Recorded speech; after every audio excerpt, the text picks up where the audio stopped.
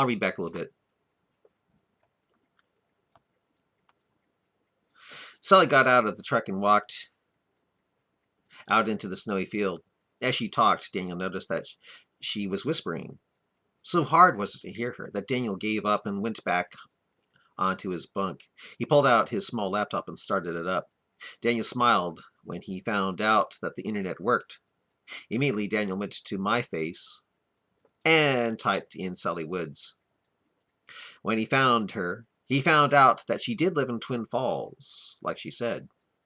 She didn't seem to have any friends for some strange reason, and Daniel took it as odd. Daniel saw the files and photos and clicked on it.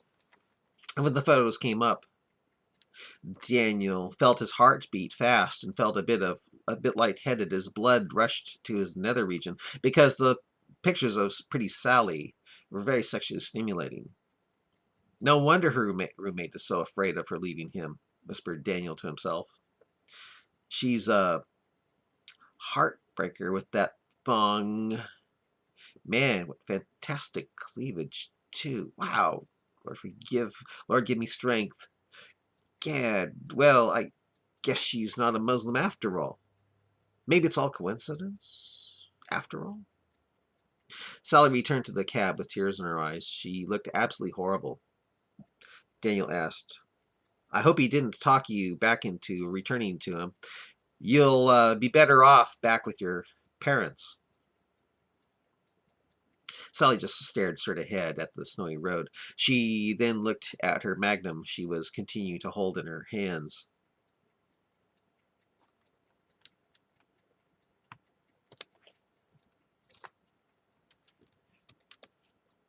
She then said, It's a nightmare. I don't think he'll be out of my life after all. Daniel then said, try to get some sleep. I'm going to try to get some myself after I write in my captain's log. Captain's log, Sally. Well, it's really a journal. When you're out driving a truck by yourself, living in it, you start kind of seeing yourself as a captain of a ship. By the way, I noticed that we actually get the internet out here. Feel free to use my other laptop if you can't sleep. Of course, there's always the Quran. If you like to get scared and filled with dread, then you can read it.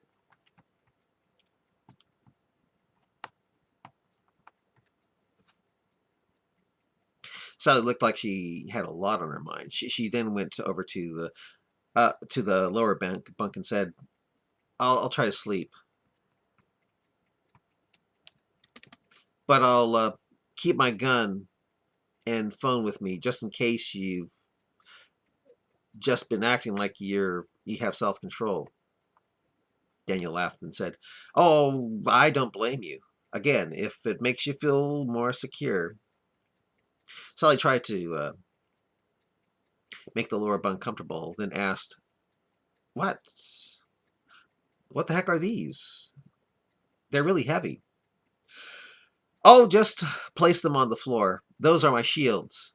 Ever since I found out that being a trucker wasn't exactly stopping Muslims from trying to kill me, I got those things from my uncle. They'll actually stop most bullets. I mean, I'm better. I mean, I'm betting even the weakest guns can shoot through these fiberglass trucks like they're made out of cardboard. When I sleep, I place them at the head and at the feet. Man, they're heavy, said Sally as she moved them to the floor. They're good exercise. I use them to work out with also. Well, good night, said Daniel. And after a minute or so, Daniel started tapping away on his computer. Hopefully my tap-tapping will lull you to sleep so you don't think of your creepy husband. I mean boyfriend. Thanks, said Sally. Daniel then said, May I use your phone to call my wife now? Sally was hesitant and said, Didn't you say it would bother her to know you have a girl in your truck? Daniel said, true. But on thinking about it more, I think it will bother her more if I don't call her. Daniel started dialing Sally's cell phone. When Daniel's wife picked it up, she asked, who is Robin Wood? Yeah, who is Robin Wood?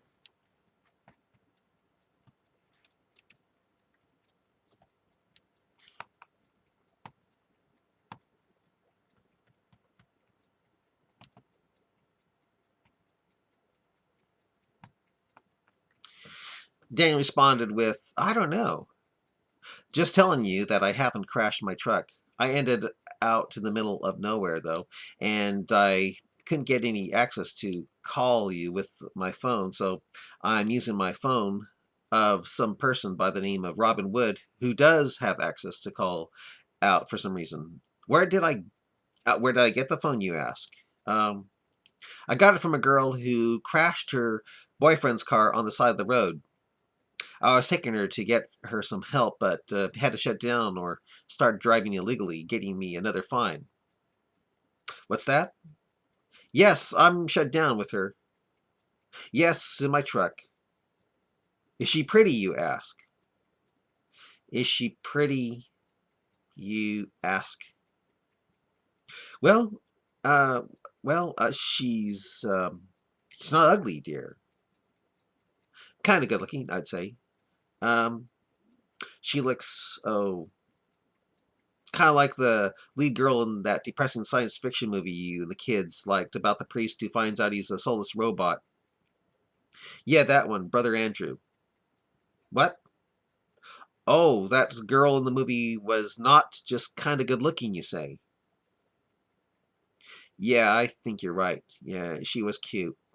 Come to think of it. Yeah, very cute. Describe her.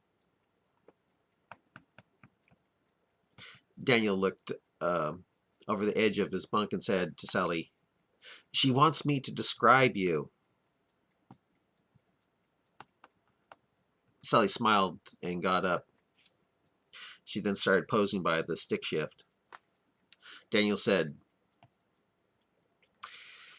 okay, well, let's see here. She's wearing well-fitting white pants that seem to be girl jeans, wearing a short blouse so I can see her midsection. Oh, has an innie. She's about 5'6", about 140 pounds, maybe 150 pounds at most. Yeah, kind of on the plump side, on the verge of possibly having a slight double chin. Yes, a thin waist, wasp-shaped torso, as they'd say. Childbearing hips, right? Very childbearing. Again, kind of on the plump side. Right, curvy, pixie cute, like a little, um, like a little more grown-up version of Tinkerbell without the wings.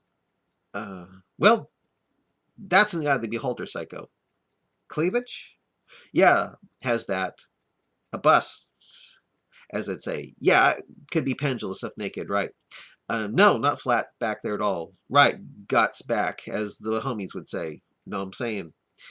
Right, about the same size as Kim's when she was young, possibly on the verge of becoming much bigger if she doesn't watch the calorie intake.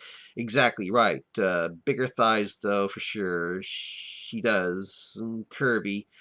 Yeah, again, kind of on the chubby side, but yeah, well proportioned. Right, a face to die for. Okay, you got.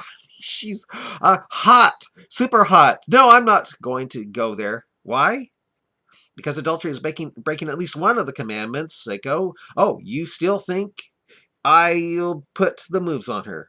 Well, a part of me would certainly love to, right? The animal part of my nature would certainly love to ravish her, right. Yeah, and have her straining and sweaty hot ecstasy up against me, right? But my love for you and God is stronger, Seiko, no matter what you might think. No, I'm not full of BS. I say, why go for the golden egg when a heavenly goose that lays them is promised? Hopefully someday you'll see where I'm coming from, Seiko. I leave it up to God on whether you do. No, I don't think she'd go for me. Besides, I bet I'm not her type. It's not like I'm Long Dong Silver down there, if you know what I mean. Oh, you think that's funny? Well, at least you think that's funny. Really, though, Seiko. She'll be sleeping in my lower bunk while I'll try to sleep on top. No, on the top. In the top bunk, not on her. Right, try. No, not because I'm trying not to have sex with her, but because, well, I've got a lot on my mind. Right, the Muslims again. They almost got me tonight. What am I going to do? Well, I got myself into this mess, and I hope God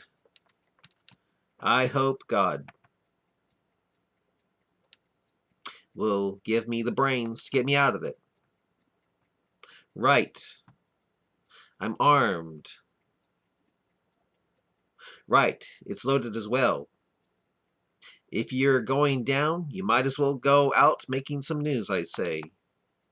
Oh, you want to talk with her? Sure. I'll get her for you.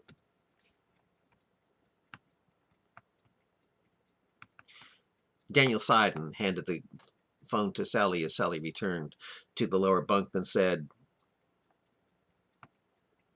She thinks I'm going to screw your brains out and wants to talk with you. She still doesn't seem to trust me with you at all. Oh, well. Oh, well.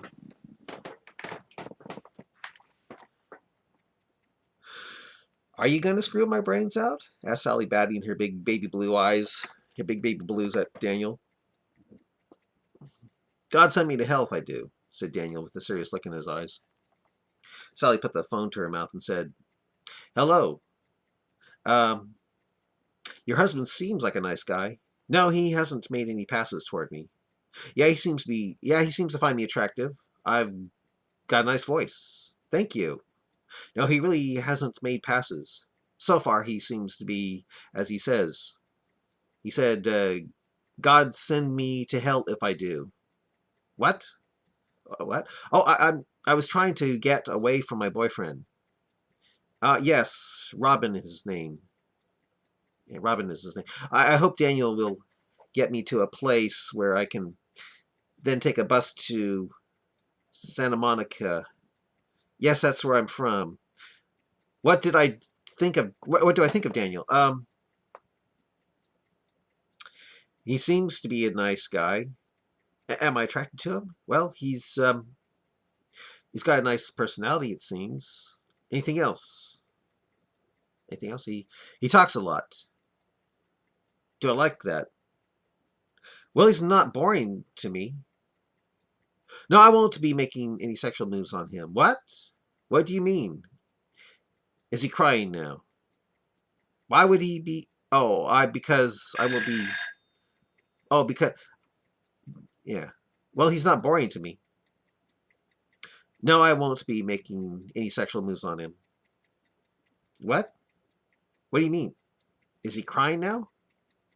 Why would he be? Oh, because I won't be putting sexual moves on him. I can't see if he's crying or not. He's on his laptop, just listening. As Sally and Seiko talked on, Daniel looked at Sally's MySpace page. A few minutes later, the talk with Seiko ended, and another talk with Daniel went on and on as Seiko talked about how her day went. As she talked on, Daniel thought to himself, so her boyfriend's name is Robin Wood. Sally Woods and Robin Wood. That's a coincidence.